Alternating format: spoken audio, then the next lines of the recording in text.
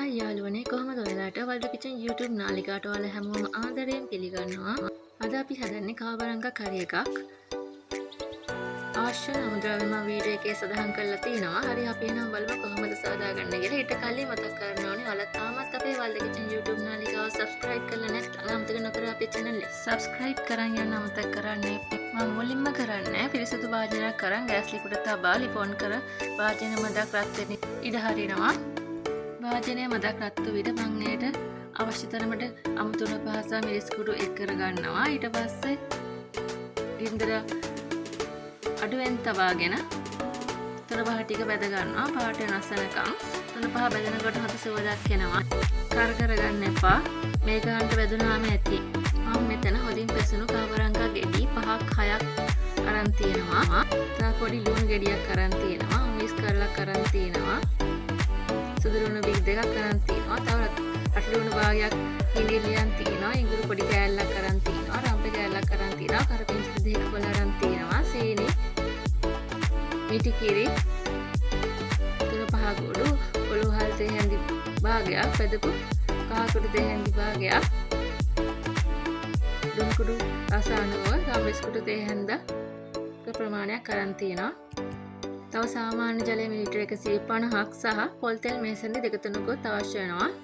තව කෑලි මිරිස් තේ හැඳි භාගයක් අවශ්‍ය වෙනවා. මම මුලින්ම කරන්නේ කාවරංග හොදින් සෝදා කාවරංග වල වටේ තියෙන දාර කපා ඉවත් කරගන්නවා. ඊට පස්සේ කාවරංග මේ වගේ ලොකු කෑලි වලට කපා ගන්නවා. ඔයාලා කැමති විදිහට කපා ගන්න පුළුවන්.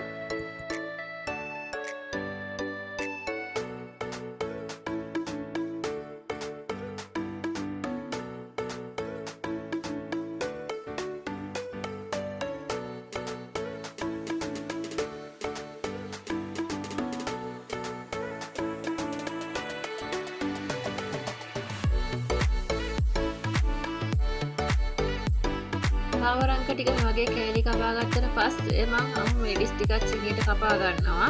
කරපිංච ටිකක් හීනි ලියා ගන්නවා. ලුණු ටිකක් හීනි ලියා ගන්නවා. ඊට පස්සේ සුදු ලුණු දෙලි පිටින් ඉගුරුත් දාලා කොටා ගන්නවා. ඊට පස්සේ කපාගත් කාවරංග ටික මම උයා ගන්න වලකට දමා ගන්නවා. ඒකටම කපාගත් ලුණු භාගේ රම්පේ කෑල්ල කරපිංච ටික ආමිස් කරල බදගත් තුන පහ ටික කහ කුඩු තේ හැඳි භාගයක් බදගත් උළුවහල් තේ හැඳි කාලක් ගම්මිස් කුඩු හැන්දක් ලුණු තේ හැන්දක් එක්කලා සියල්ල හොදින් අතින් මිශ්‍ර කරගන්නවා.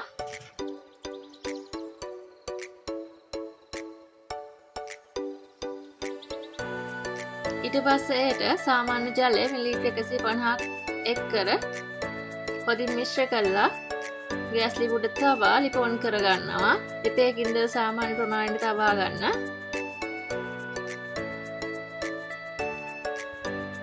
විටින් විට පියන ඉවර කරලා හැන්දෙන් හොඳට කලවම් කරන්න. දමාගත් ජලය හිදෙනකම් ජලය හිදුනට පස්සේ මිටි ටික එක් කරගන්න. මම මෙතන මිලිලිටර 200ක් එක් කරලා තිනවා. ඔයාලට ඕන නම් මිලිලිටර 150ක් එක් කරගන්නත් පුළුවන්. ඊට පස්සේ ඒකම සීනි මේසැන්දි 4ක් එක් කරගන්නවා. සීනි නම් ඔයාලගේ රස අනුව එක් කරගන්න. ලුණු රස බලලා ඔයාලගේ රස අනුව ලුණු එක් කරගන්න අමතක කරන්න එපා. මිටි කිරි එක් කළා මම විනාඩි 2-3ක් ලිප තබා ගත්තා. කිරි ටික හිදෙනකම් තරම ඉස්ම ඉතිරි තිබෙද්දි මම ලිපෙන් කාවරංග ටික වෙන භාජනයකට දාගත්තා. ඊට පස්සේ ඒ භාජනයටම මම පොල් තෙල් මේසෙන්ද 2-3ක් එක් කළා. පොල් තෙල් ටික රත් වෙනට පස්සේ තලාගත් ඉකුරු සුදු ලුණු ටික එක් කරලා බැදගත්තා. ටික සුවඳ එනකම් බැද ගන්න. ලිපේ ගින්දර අඩුවෙන් තබා ගන්න අමතක කරන්න එපා. ඉකුරු සුදු ලුණු සුවඳ එනකොට ඒ වෙලාවට කපාගත් රට ලුණු ගෙඩිය එක් කරගන්න. සියල්ල හොදින් ටෙම්පරාදු පසු එයට කෑලි මිරිස් තේ හැඳි භාගකුත් එක් කරගන්න. සියල්ල හොදින් විනාඩි භාගයක් පමණ ටෙම්පරාදු පසු කාවරංග ටික එක් කරගන්න. ඊට පස්සේ සියල්ල හොදින් මිශ්‍ර කර විනාඩි 5ක් පමණ ලිපේ තබා ලිපෙන් ඉවතට ගන්න.